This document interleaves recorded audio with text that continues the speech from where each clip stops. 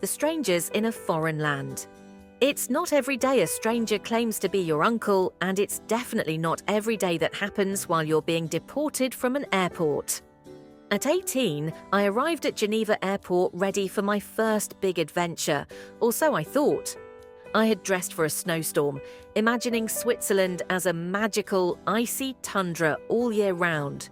Reality hit me the moment I stepped off the plane and into the blazing summer heat. There I stood, drenched in sweat in my heavy winter coat, boots and wool scarf, clutching my oversized bag like a clueless tourist.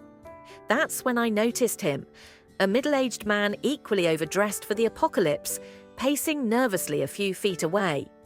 He looked like he was preparing for either a grand performance or a meltdown. I couldn't help but smirk when he leaned in and whispered, "How can you be so calm?" I shrugged, trying to mask my own nerves. "We're already here, so we wait and see." That seemed to strike a chord in him, or maybe he just decided I was his emotional anchor, because suddenly he switched places and stood behind me, as though I could somehow shield him from whatever was coming. Then came my turn at the immigration desk. The officer gave me a sharp once-over, clearly unimpressed by my Arctic ensemble in the middle of summer. His raised eyebrow said it all.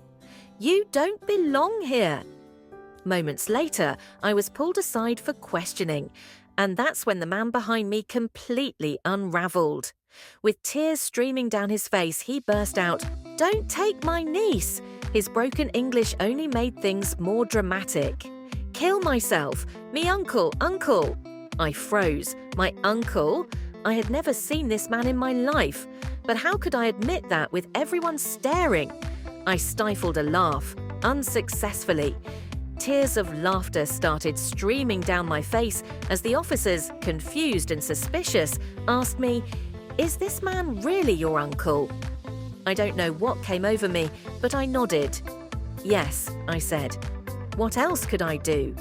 The man looked like he'd collapse on the spot if I told the truth. They weren't convinced, of course.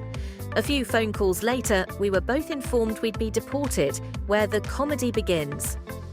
Waiting for our flight back, the man's antics only grew more absurd. At one point, he climbed onto a bench in the holding area, threw his arms wide and shouted, "I want asylum!" Chaos erupted as officers swarmed, and he was promptly escorted to the holding cell where I was already waiting. For the next 20 days, the airport transit hall became our bizarre little universe.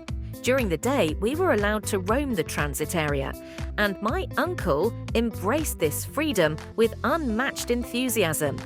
He would sprint to help travelers with their luggage, ignoring their protests, and salute security cameras like a war hero in an old black and white film.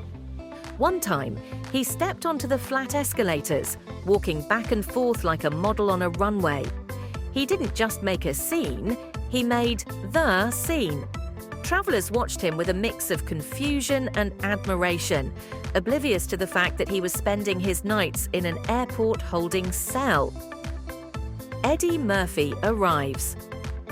When we were finally transferred to a refugee camp, his flair for the dramatic didn't stop.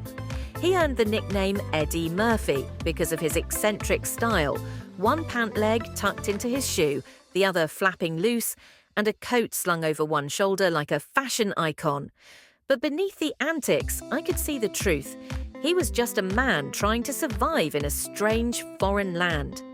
And in his own peculiar way, he brought laughter and life to a situation that could have easily crushed us. Looking back, I can't help but laugh at the sheer absurdity of it all. That man, my uncle, turned what should have been a terrifying ordeal into a comedy for the ages. Want more? This is just one of the many stories from my journey in foreign lands. Stay tuned for my upcoming book, Beyond the Gates of Home, where I'll share this tale and more unforgettable adventures.